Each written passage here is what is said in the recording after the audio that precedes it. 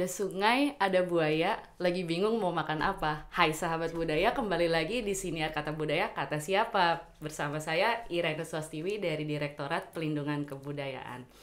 Nah, selama ini kan kita udah berbicara soal banyak banget nih ya sahabat budaya, program-program dari Direktorat Pelindungan Kebudayaan di tahun 2022 ini.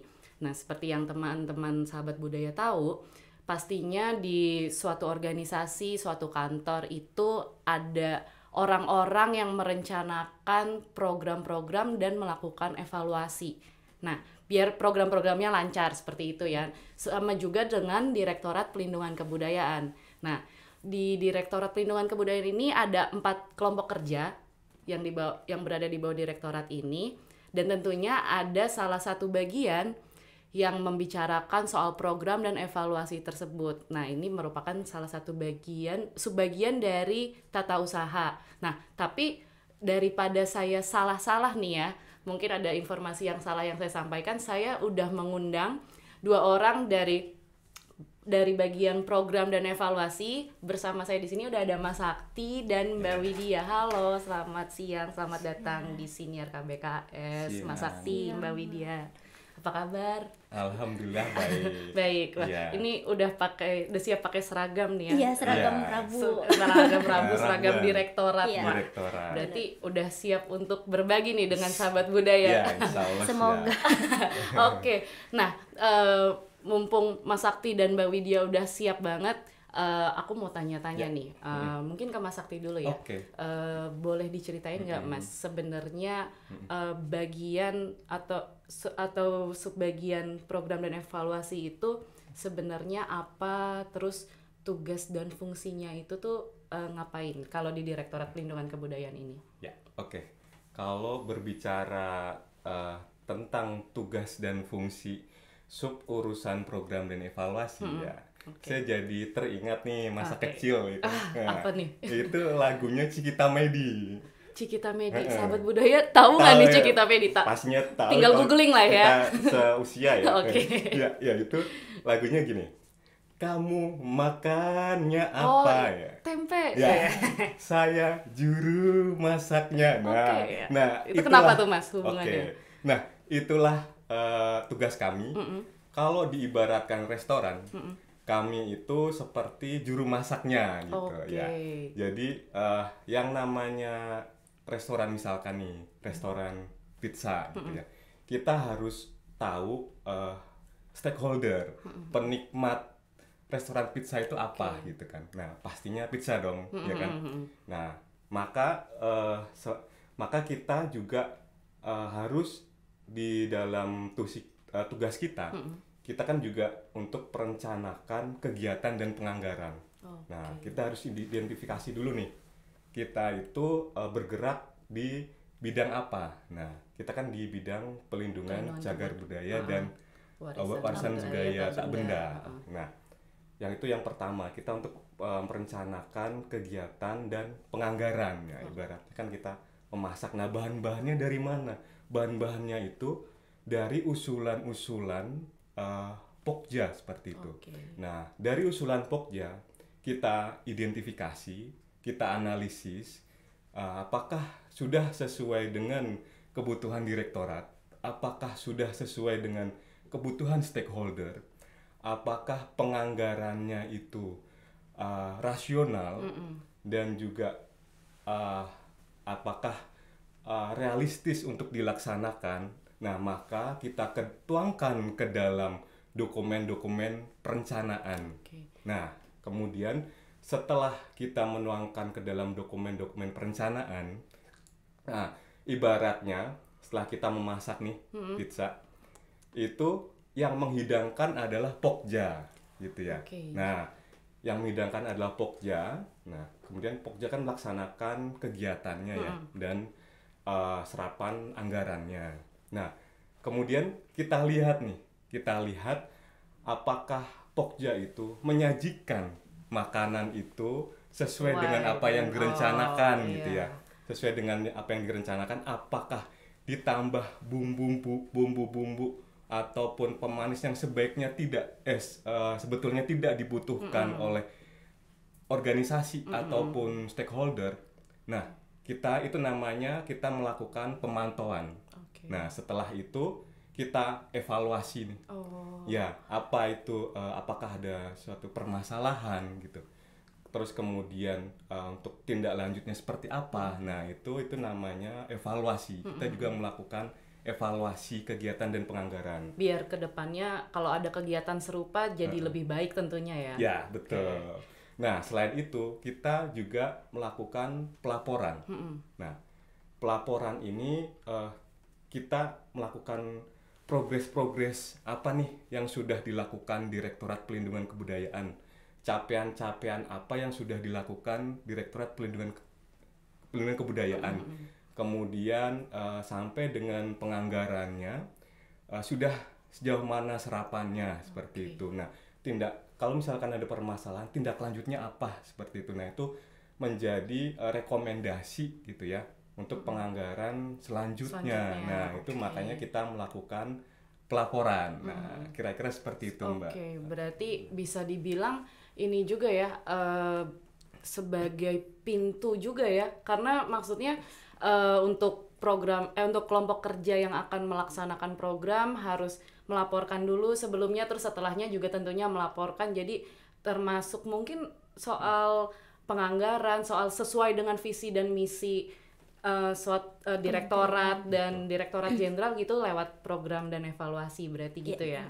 Oke, baik. Nah, berarti kalau itu kan tadi tugas dan fungsinya si program dan evaluasi. Nah, ketika seseorang atau bukan seseorang ya, dari kelompok kerja atau dari mana mau mengajukan program itu alurnya seperti apa sih Mas Sakti? Boleh dikabarin ke sahabat budaya nggak? Jadi mereka tahu nih bayangan, ternyata butuh proses yang cukup panjang kayak gitu. Gimana tuh Mas? Baik, untuk menjawab alur untuk mengajukan Pokja programnya, ya kita bicara ke alur perencanaan dulu mungkin ya. Alur perencanaan pelindungan itu dimulai dari apa mesti sih? Ditarik gitu ke belakang ya? dulu Tarik jadinya. ke belakang, ya. Nah, memang sih awalnya itu kan dari Nawacita, tapi kan panjang ya. Nanti jadi 20 episode gitu kan. Iya. Siap nggak nih ceritanya terus di belakang nih? Siap nggak? Nah, oke, baik. Langsung aja kita mulai dari Renstra, yaitu rencana strategis. Ya. Nah, Renstra sendiri itu kan target dari kementerian selama 5 tahun. Ya, kalau sekarang kan 2020 sampai dengan 2024. Nah, di dalam Renstra tersebut ada yang namanya target kementerian. Ya, itu namanya SP. Apa tuh Mas SP? Mohon maaf, SS. SS tuh ya. apa tuh? Bukan super sambal ya? Oh iya, baru kayak mau nanya. Makanya udah kepikiran nih. SS sendiri itu namanya sasaran strategis. Nah, kemudian di bawahnya ada namanya IKSS, yaitu indikator kinerja sasaran strategis. Nah, dari target-target kementerian ini itu diturunkan ke dalam target eselon 1. Nah, eselon 1 kita kan Ditjen Kebudayaan. Nah, itu ada yang namanya IKP. SP dulu, mohon maaf, SP, yaitu sasaran program. Nah, ada yang namanya IKP, indikator kinerja program. Nah, dari target eselon 1 Ditjen Kebudayaan diturunkanlah di eselon 2, yaitu kalau kita gitu ya. Nah, Direktorat Pelindungan Kebudayaan. Itu ada yang namanya SK, yaitu sasaran kegiatan, dan IKK, indikator kinerja kegiatan. Nah, sedangkan SK Direktorat Pelindungan sendiri di dalam Renstra revisi 2020 sampai dengan 2024 itu ada dua SK. Apa aja tuh Mas? Oke. Yang pertama itu meningkatnya jumlah cagar budaya dan warisan budaya yang ditetapkan. Ya, dengan IKK-nya, indikator kinerja kegiatannya, jumlah cagar budaya dan warisan budaya tak benda yang ditetapkan. Kemudian SK yang selanjutnya adalah meningkatnya jumlah cagar budaya dan warisan budaya tak benda yang dilindungi. Ya, dengan IKK-nya jumlah cagar budaya dan warisan budaya tak benda yang dilindungi. Nah, dari Renstra ini kemudian turun ke ada yang namanya perjanjian kinerja antara Direktur Pelindungan Kebudayaan dengan Ditjen Kebudayaan. Nah, kemudian diturunkan juga nama RKA, Rencana Kegiatan dan Anggaran, seperti itu. Nah, itu yang salah satu yang tentunya dilakukan sama program dan evaluasi. Betul sekali, tiap tahun. Nah, itu kan kalau namanya perjanjian kinerja dan RKA itu kan 1 tahun ya. Nah, dari situlah ada RKA, kemudian ada RKA, ada RKT, Rencana Kinerja Tahunan, kemudian diturunkan lagi itu ada yang namanya DIPA. Apa tuh DIPA? Bukan DIPA nama orang nih ya? Bukan, itu ada DIPA ya, DIPA ya. Jadi kalau DIPA itu apa tuh? Daftar Isian Pelaksanaan Anggaran. Nah, seperti itu. Nah, itu di situ dari IKK itu diturunkannya namanya RO sampai dengan KRO, komponen. Jadi sebenarnya awalnya mungkin sedikit cerita boleh, Mbak. Dulu tuh namanya kan output, baru di tahun 2020 itu Bappenas dan Kementerian Keuangan itu membuat kebijakan baru yang namanya RSPP. Nah, setiap kementerian itu kan punya ciri khasnya masing-masing. Kemendikbud, Kementerian Pendidikan Kebudayaan yang sekarang bergabung dengan Ristek Teknologi tentunya berbeda dengan Kementerian PUPR, kementerian yang lain. Nggak mungkin kan Kemendikbud Ristek tiba-tiba bikin bangunan apa gitu. Benar. Jadi sesuai dengan namanya ya? Iya, benar. Jadi dengan adanya kebijakan RSPP tadi yang awalnya output itu menjadi RO, rincian output. Mungkin kalau misalnya kita itu karena objeknya cagar budaya, warisan budaya tak benda, sebenarnya sasaran kita itu cagar budaya, warisan budaya tak benda. Tapi hal itu nggak bakal berlaku di kementerian yang lain. Makanya membentuk kebijakan yang RSPP itu untuk menyeragamkan target di setiap kementerian dan lembaga di Indonesia. Jadi seperti yang disampaikan Mas Sakti tadi, setelah ada IKK, kemudian diturunkan menjadi KRO, kelompok rincian output, kemudian RO. Nah, kelompok rincian output itu ngarahnya ke volumenya apa sih satuan yang ingin didapatkan, dan kita itu satuannya itu yang kalau misalnya yang dilindungi, warisan budaya yang dilindungi itu satuannya unit, dan kalau misalnya yang ditetapkan itu satuannya layanan, karena berupa layanan yang kita berikan ke masyarakat. NSPK itu satuannya dokumen dan NSPK ya. Berarti semuanya harus dihitung dengan benar, jadi ada satuan kuantitatif yang biar bisa kuantitatif dan tentunya kualitatif ya, yang bisa diukur biar jadi semua kementerian ketahuan nih nanti sampai atasnya pencapaiannya seberapa, seperti itu. Nah, setelah itu ada lagi setelah DIPA. Nah, ini yang menyangkut Pokja ya. Ada namanya POK. Nah, atau RKKS ya, RKKS ya.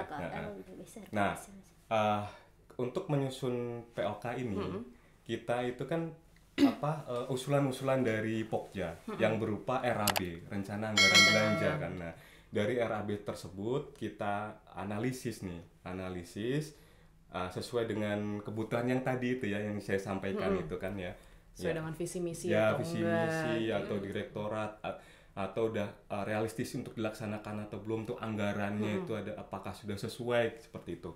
Nah, akhirnya dari RAB ini kita tuangkan ke dalam POK atau RKKS yang diinput di aplikasi Sakti. Nah, gitu. Wah, ini aplikasinya Mas Sakti nih jangan-jangan atau apa nih?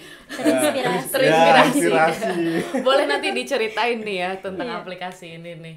Oke, berarti setelah itu baru pelaksanaan kegiatan dari setiap kelompok kerja dari masing-masing direktorat seperti itu ya, Mas. Betul. Oke, nah berarti tadi karena disebut nih soal aplikasi Sakti, aku jadi penasaran.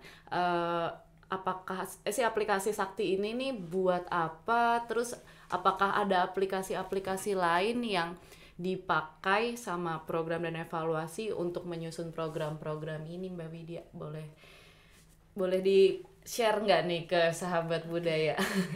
Jadi dalam tahapan penyusunan perencanaan kegiatan dan anggaran kan banyak hal yang dilalui. Iya benar, banyak banget kan, mulai mesti berurut sesuai dengan hierarkinya dan benar-benar harus pas dengan tujuan dan sasarannya gitu ya. Jadi secara vertikalnya itu dari atas.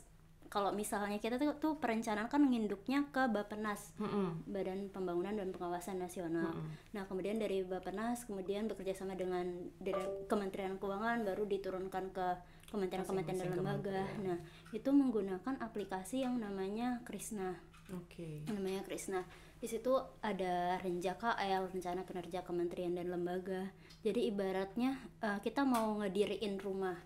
Kita mau ngediriin rumahnya itu lokasinya di mana, yang sesuai kebutuhan itu yang rumahnya di mana, apakah yang bebas banjir atau yang dekat sama aksesnya kantor, dekat sama transportasi umum gitu gampang. Nah, itu kerja itu harus koordinasi juga ke atas, yaitu Bappenas sama Kementerian Keuangan. Nah, terus itu yang aplikasinya namanya Krisna. Jadi masih pondasi awal dasarnya. Kemudian mungkin kalau misalnya di perencanaan, rumah itu diibaratkan sama rencana RPJMN tadi, terus sama rencana kerja kementerian dan lembaga. Kemudian ada di dalamnya KRO tadi, kelompok rincian output, dan RO sampai dengan di level komponen. Kemudian ketika kita sudah menentukan rumah yang mau kita didirikan, lokasinya di sini, dan tipenya tipe yang seperti ini dengan isian berapa kamar mandi atau ruangannya bagaimana. Udah sewa arsiteknya gitulah ya. Nah, kita mau ngemasuk rumah ini apa aja? Apakah ada mejanya, kursinya? Nah, itu buat interior dalamnya. Interior dalamnya itu berarti lebih rincinya lagi. Itu ada di aplikasi Sakti. Di aplikasi. Jadi kalau misalnya kita ibaratkan ke sebuah perencanaan yang rumahnya itu adalah KRO, RPJMN, RO sampai dengan level komponen, yang di aplikasi Sakti tadi ibaratnya meja buat makan, kursi buat duduk, itu rincian anggaran biaya. Jadi misalnya kita mau ngadain kegiatan penyusunan NSPK pedoman zonasi. Dalam menyusun NSPK itu kita mau ada persiapannya dulu untuk menentukan siapa sih narasumber yang bakal bicara, kemudian ada uji petik pelaksanaannya, ada uji petik, ada FGD, kemudian finalisasi, berapa sih anggaran yang dibutuhkan untuk membayar honor narasumber, untuk sewa tempat seperti itu, atau untuk konsumsi rapatnya. Nah itu diibaratkan kursi mejanya tadi yang lebih detail ya. Itu menggunakan aplikasi Sakti. Iya, kalau misalnya di perencanaan istilahnya subkomponen. Nah, kalau misalnya di aplikasi Sakti itu masih bisa kita rubah-rubah. Misalnya di tahun 2023, anggaran untuk tahun 2023 itu kita sudah susun sejak tahun 2022, rumahnya, pondasinya, tiangnya, lokasinya. Harus dari jauh-jauh hari berarti ini. Padahal nih 2022 belum habis loh, belum habis, tapi kita udah direncanakan dari tahun ini 2023. Nah, itu nggak bisa diubah, pondasinya, tiangnya itu udah nggak bisa diubah di tahun 2023. Tapi untuk kursinya, untuk mejanya itu masih bisa diubah di tahun 2023, di tahun berjalan. Berarti iya dong, kalau misalkan bikin rumah terus pondasinya mau diubah kan berarti semuanya harus ngulang dari awal, bubar semua kan. Tapi kalau dalamnya kita misalkan ini kayaknya kurang cocok dengan kebutuhan yang dengan kebutuhan kita mungkin masih bisa ubah-ubah sedikit, ganti cat, atau kayaknya bahan mejanya kurang bagus kayak gitu. Berarti ada 2 aplikasi itu, untuk pondasinya itu si Krisna, terus ada aplikasi Sakti untuk bagian interior rumahnya seperti itu ya. Nah tadi kan si Mbak Widya udah menyinggung ya tentang salah satu yang dilakukan di tahun 2022 ini adalah menyusun program untuk tahun 2023 seperti itu.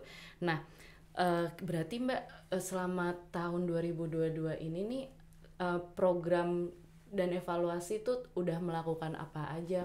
Mas Sakti dan Mbak Widya, boleh di sharing-sharing nggak biar apakah jangan-jangan siniar ini adalah salah satunya? Nah, tepat atau sekali. itu bener ya, bener. Oke. Atau misalkan ada kegiatan-kegiatan lain yang ternyata sahabat budaya belum tahu. Nah, boleh diceritain nggak? Udah ada apa aja nih programnya di tahun ini? Oke, Mbak Widya mungkin boleh cerita-cerita. Jadi seperti turunan tadi ya, program kita tuh ada 2, program pemajuan kebudayaan, yang kedua program dukungan manajemen. Kalau misalnya program pemajuan itu lebih arah sasarannya itu ke masyarakat, seperti yang ada 4 Pokja, penetapan, Pokja inventarisasi dan pengelolaan sistem, Pokja warisan budaya dunia, Pokja warisan budaya dilindungi. Nah, keempat Pokja itu mengampu program kegiatan-kegiatan yang ada di program pemajuan yang arah sasarannya manfaatnya itu ke masyarakat. Sedangkan kalau program dukungan secara sinergi yang berkesinambungan antara satu dengan yang lainnya. Kemudian yang kedua itu ada program dukungan manajemen.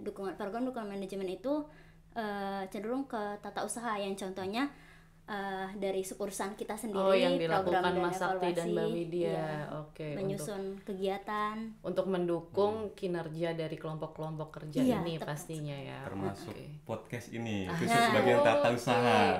Ini jadi salah satu programnya ya. Sukurusan publikasi dan dokumentasi. Ini jangan-jangan kalau sahabat budaya mau jadi bintang tamu bilangnya ke Mas Sakti sama Mbak Widya nih, jangan-jangan nih. Tepatnya ke sukurusan. Jadi kita ada di bawahnya ada lagi. Tepatnya ke Pak Eko. Oke. Jadi untuk kru yang bernama Bapak Eko mungkin bisa dikontak ya sahabat budaya. Bapak Ogi. Oke, baik. Dua sejoli. Nah, berarti mungkin tadi kan udah di dasarnya gitu ya. Nah, boleh dikasih tahu nggak nih, di spill ke sahabat budaya salah satu program di tahun 2002 ini ada apa aja sih? Nama programnya mungkin ya, biar kalau di sahabat budaya mungkin lebih akrab dengan nama-nama programnya gitu. Ada salah satu yang mungkin paling besar atau paling lama atau paling menghabiskan anggaran juga mungkin yang paling wajib dilakukan gitu. Atau yang paling wajib dilakukan juga, benar pastinya. Dalam rangka pelindungan CB dan BPTB. Iya, betul. Kira-kira ada apa nih salah satu atau salah duanya? Jadi karena kita sifatnya pelindungan, mungkin nggak ke event-event ya. Karena pelindungan itu kan base-nya, dasarnya gitu. Jadi salah satu bentuk usaha kita dalam melindungi cagar budaya itu salah satunya dengan inventarisasi.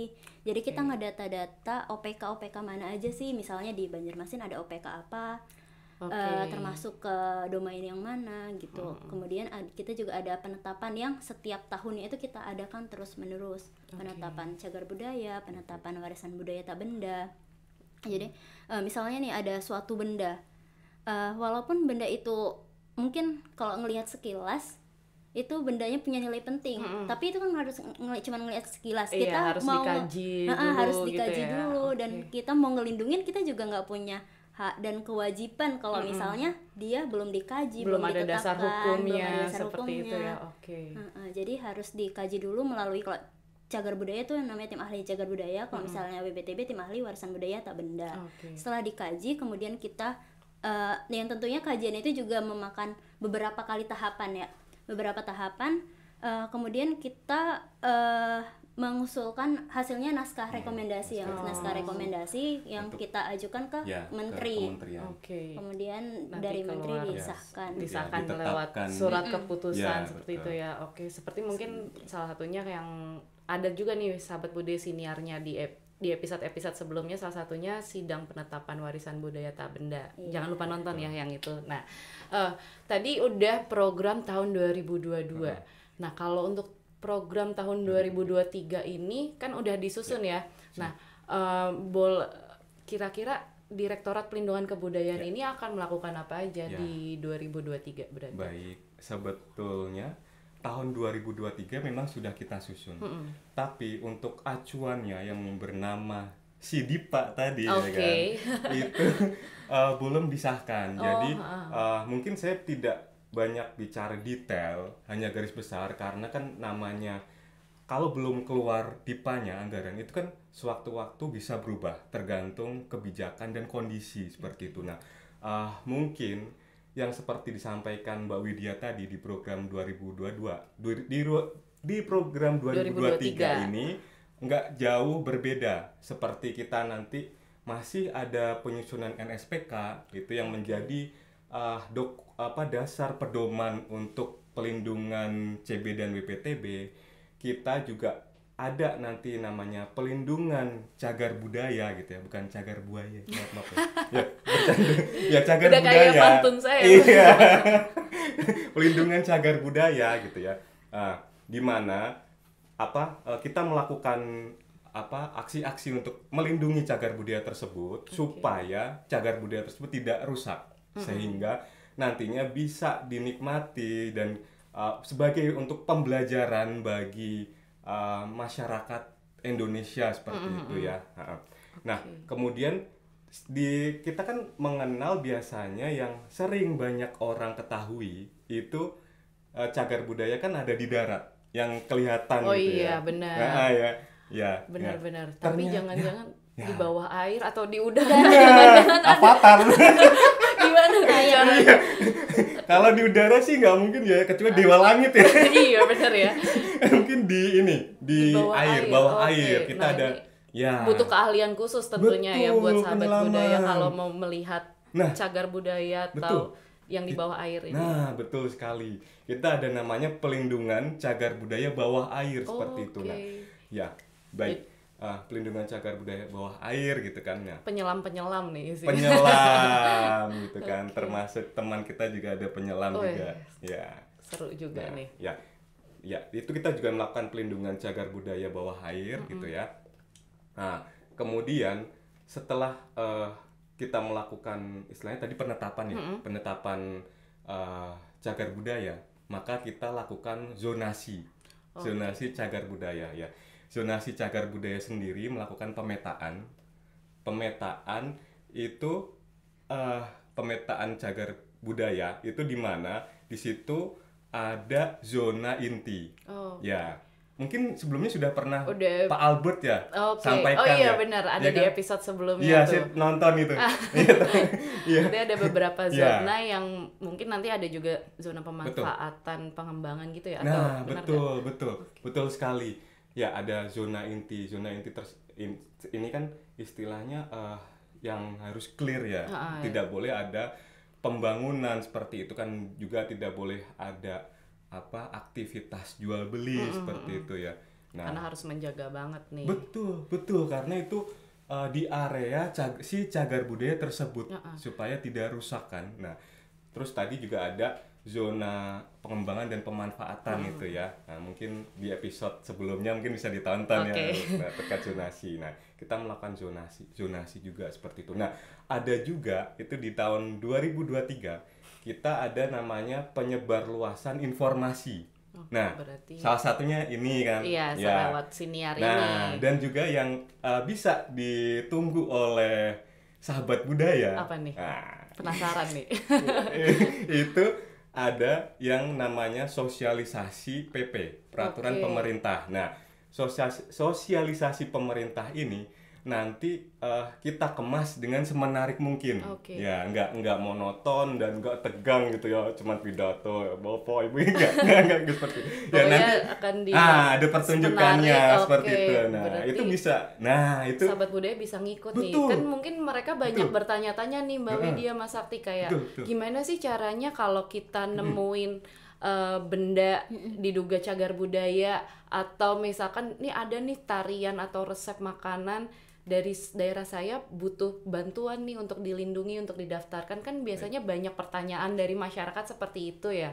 Nah, berarti bisa memerhatikan sosialisasi ini yang akan menjadi salah satu program di tahun depan, di tahun 2023 ini ya. Berarti ditunggu ya sahabat budaya. Makanya tongkrongin IG-nya Lindungi Budaya. Benar. Nah, supaya kita bisa istilahnya memantau nih program-program apa sih yang akan dilaksanakan di Direktorat Pelindungan Kebudayaan gitu. Siapa tahu nanti ada kejutan-kejutan ataupun ada hadiah-hadiah ya mungkin. Yes. Kita kan nggak tahu ya. Itu yang paling ditunggu tuh biasanya. Makanya pantengin aja medsosnya Pelindungan Kebudayaan gitu. Nah berarti untuk program-program tadi itu ya, yang udah direncanakan di tahun 2023 di tahun 2022 ini sebenarnya apa aja sih Mbak Widya dasar dalam menyusun perencanaannya itu tuh? Mungkin dasar. Apakah tadi yang seperti saya sebutkan ada usulan dari masyarakat atau bagaimana, atau tadi mungkin udah disebut dikit sih ya dari kementerian juga udah menjadi salah satu dasar mungkin ya, atau benar. Gimana? Ya, jadi dalam menyusun perencanaan itu dasarnya yang pertama tentunya tidak keluar dari apa yang sudah direncanakan. Jadi kalau misalnya di Kementerian Lembaga itu ada namanya RPJP tadi ya, Rencana Pembangunan Jangka Panjang, yang kemudian turun menjadi visi misi presiden, kemudian dijabarkan ke 5 tahunan yang namanya RPJMN jangka menengah. Kemudian kalau misalnya ruang lingkupnya nasional itu kan RPJMN, kemudian ada namanya rencana strategis Kementerian Pendidikan Kebudayaan Desa dan Teknologi. Kemudian turun lagi ke unit eselon 1-nya, rencana strategis Direktorat Jenderal Kebudayaan. Kemudian turun lagi ke unit eselon 2. Jadi sekarang unit eselon 2-nya itu diarahkan untuk menyusun Renstra juga. Kalau dulu cukup eselon 1, kemudian cukup Renstra eselon 1, kemudian eselon 2-nya itu melakukan kegiatan-kegiatan yang tentunya mendukung Renstra eselon 1 tadi. Tapi eselon 1 itu di Ditjen berarti ya? Ditjen Kebudayaan. Tapi kalau misalnya sekarang sudah mulai diarahkan ya Mas, eselon 2-nya untuk menyusun rencana strategis juga. Rencana strategisnya tadi yang sudah disampaikan juga oleh Mas Sakti, kalau misalnya kita ke warisan budaya yang ditetapkan dan warisan budaya yang dilindungi. Jadi misalnya ada kegiatan NSPK, kemudian ada penyebar luasan informasi, itu untuk mendukung agar warisan budayanya tadi ditetapkan dan dilindungi. Jadi untuk mendukung 2 IKK tersebut.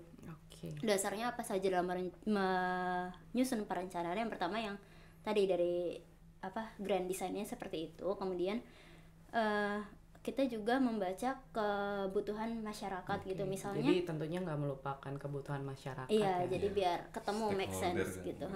Stakeholder, misalnya Gunung Padang itu kan sudah berstatus sebagai situs cagar budaya peringkat nasional. Kemudian apa yang bakal kita lakuin ketika dia sudah peringkat nasional gitu? Yang pertama adalah pembebasan lahan. Jadi ternyata di Gunung Padang ini yang kan sudah ada zonasinya. Ternyata belum semuanya itu merupakan lahan milik pemerintah. Jadi ketika kita ingin melindungi, tapi itu bukan punya kita, kan jadi sulit ya. Apa ya? Ada tantangan-tantangan masyarakat nantinya pastinya. Jadi ada pembebasan lahannya buat tahun ini, kemudian juga ada kajian pengelolaannya. Jadi Gunung Padang itu kan dia terdiri dari beberapa pemangku kepentingan di dalamnya. Ada dari pemerintah daerah provinsi, ada pemerintah kabupaten, dan mungkin ada masyarakat juga yang punya lahan di situ ya. Iya, benar, ada masyarakat, kemudian juga ada BPCB dulu, kalau sekarang BPK ya. Jadi berembuk untuk mengkaji bagaimana sih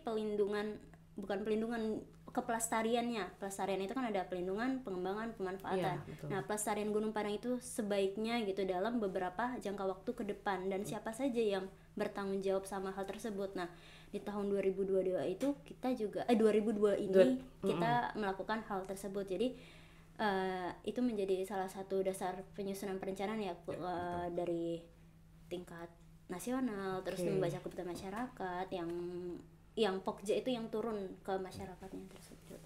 Satu lagi.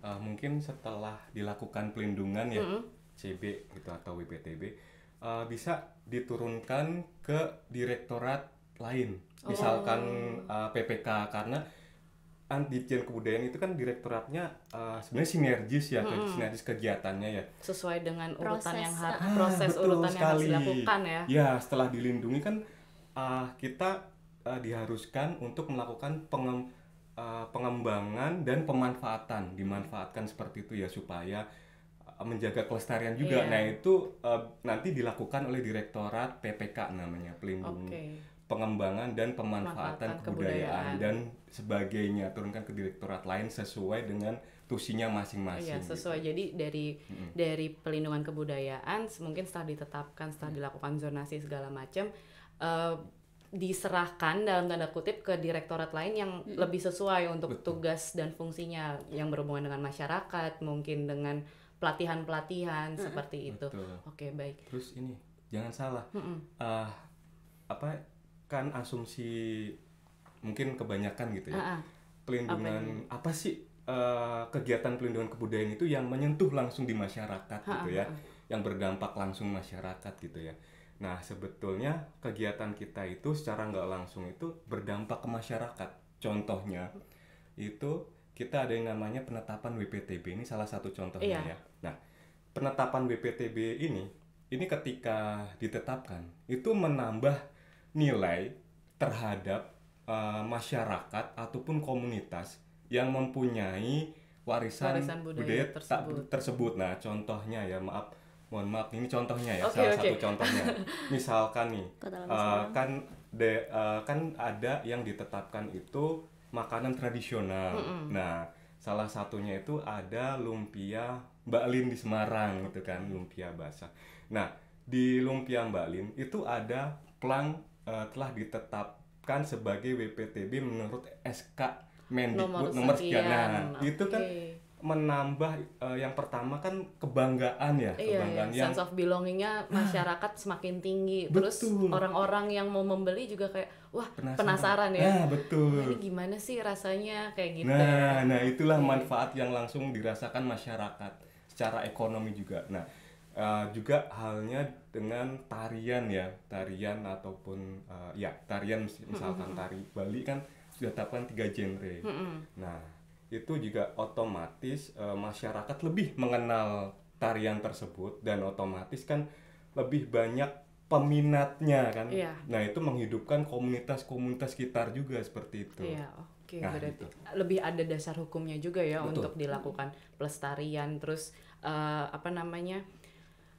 sharing dari satu generasi ke generasi lainnya seperti itu. Oke. Nah, berarti tadi kan kita udah membicarakan soal program banyak banget nih. Nah, sedangkan namanya kan ada program dan evaluasi, Mbak Widya. Nah, kalau tadi program udah segitu banyaknya, masih ada tambahan kerjaan lagi nih sebenarnya nih. Ada evaluasi. Nah, evaluasi ruang lingkup itu apa aja sih, Mbak? Untuk yang dilakukan oleh program dan evaluasi sendiri? Evaluasinya, ruang lingkup evaluasi itu yang pertama kita itu membandingkan antara apa yang direncanakan dengan realitanya di lapangan.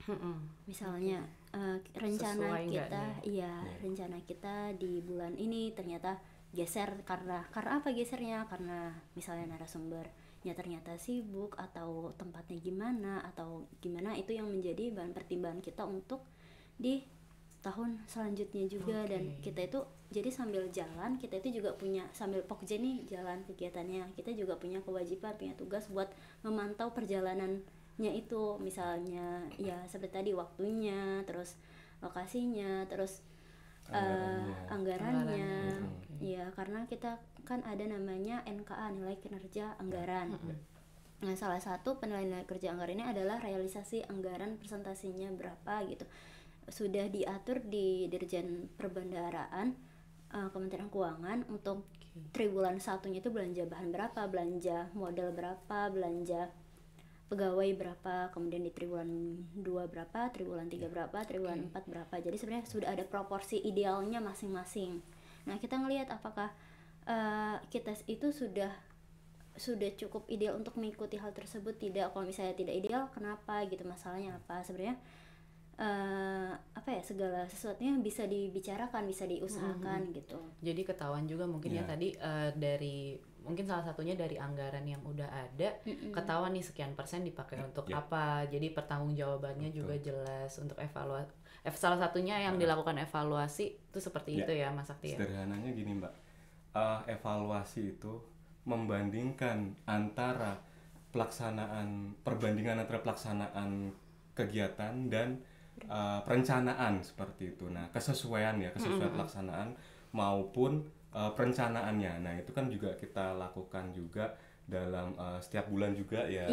Yang kita input di aplikasi Spasi kita ya. Betul, lihat progres kegiatan, kemudian capaian output, kemudian realisasi anggaran progresnya gitu ya. Sampai mana. Betul. Nah, termasuk permasalahan dan tindak lanjutnya. Nah, dari situlah, dari evaluasi itu kita akan menentukan nih apakah kegiatan itu anggarannya sudah relevan gitu. Okay. Nah, kalau misalkan nih ada ketidaksesuaian kan, dan juga jadwal yang molornya terlalu jauh, atau mau masuk akhir tahun itu ternyata anggaran masih banyak seperti itu. Nah, maka kita bisa untuk lakukan realokasi anggaran ataupun optimalisasi ya secara proporsional sesuai dengan kebutuhan direktorat. Gitu. Oke, baik. Nah, tadi kita udah belajar banyak banget soal program dan evaluasi. Ternyata seperti yang saya bilang di awal tadi ya, ternyata program dan evaluasi ini nih jadi salah satu ujung tombaknya juga, selain bekerja sama dengan kelompok kerja dan bagian tata usaha tentunya ya. Nah, kalau harapan dari Mbak Widya dan Mas Sakti nih untuk program dan evaluasi ke depannya, ada harapan-harapan tertentu nggak? Atau menurut Mbak Widya sama Mas Sakti udah oke, bisa tinggal melanjutkan, itu juga nggak apa-apa. Jadi atau gimana? Ada nggak harapannya ya? Harapannya mungkin ya, kalau mungkin salah satu harapannya ya. Harapannya itu untuk perencanaan tahun berikutnya itu yang tadi istilahnya perencanaannya kita harus sesuai kebutuhan dengan stakeholder, kemudian sesuai dengan kebutuhan organisasi atau direktorat seperti itu ya. Jangan karena kemauan kita seperti itu. Dan juga yang pastinya itu harus membuat kegiatan-kegiatan dan maupun penganggaran yang relevan dilaksanakan dalam 1 tahun. Oke, harus visible. Ya, jangan sampai nanti di tengah jalan itu ini kayaknya nggak susah. Mungkin. Nah, itu kan menjadi hambatan juga, apalagi kita yang seperti Mbak Widya katakan itu sampaikan tadi, kita ada namanya NKA, nilai kinerja dan anggaran kan, berarti di mana setiap satker itu, setiap direktorat ataupun setiap direktorat ya organisasi itu akan dinilai seperti itu, dinilai secara periodik nih, ada tiap bulan. Jadi itu dinilai. nggak setahun sekali aja ya, tiap beberapa bulan ada penilaiannya. Baik, dan juga mungkin yang Pokja yang membuat RAB atau perencanaan nih, curhat aja ya. Oke, boleh. Ini sekalian mungkin masuk ke sesi sharing-sharing kali ya. Baik, langsung ya, curhat aja. Mohon kalau untuk membuat suatu rencana anggaran gitu ya, mohon untuk disesuaikan untuk anggarannya gitu ya. Terus kemudian juga formatnya juga mohon untuk disesuaikan dengan format bakunya, karena untuk biar nggak susah juga ya kompilasi ya. itu nggak perlu editin satu-satu. Betul. Gimana Mbak Widya jadi pengen jadi PR ya, jadi emang harus saling bekerja sama semuanya. Betul.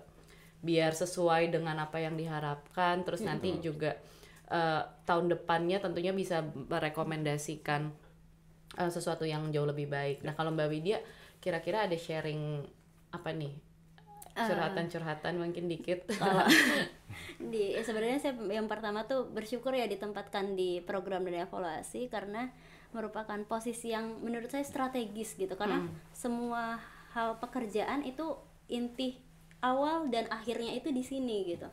Jadi mulai dari makro itu kebijakan yang bersifat politik atau gimana itu di situ, dan dari mulai mikro sampai dengan kesesuaian anggarannya, format itu juga di sini. Jadi itu merupakan suatu suatu hal yang disyukuri, tantangan dan pembelajaran buat saya gitu. Dan ini tuh mencakup dari mulai vertikalnya itu atasannya lagi, kemudian dari segi horizontal itu antar bagian di Direktorat Pelindungan Kebudayaan. Jadi kita nggak bisa untuk bekerja sendiri, karena yang kita bawa itu adalah nama direktorat. Jadi misalnya satu aja telat gitu, anggaran kita bisa potong gitu karena dinilai oh ternyata nggak komitmen nih gitu, ternyata nggak cukup baik untuk melaksanakannya baik. Mungkin Iya, itu kan jadi gitu. sedih ya. Oke, berarti ini berarti untuk pesan untuk teman-teman semua di Direktorat Pelindungan Kebudayaan, mungkin salah satunya bisa tadi yang disampaikan Mas Tri, terus nanti bisa ngebantuin teman-teman program evaluasi juga mungkin ya. Gitu. Mungkin pesannya itu di sini kita satu kesatuan.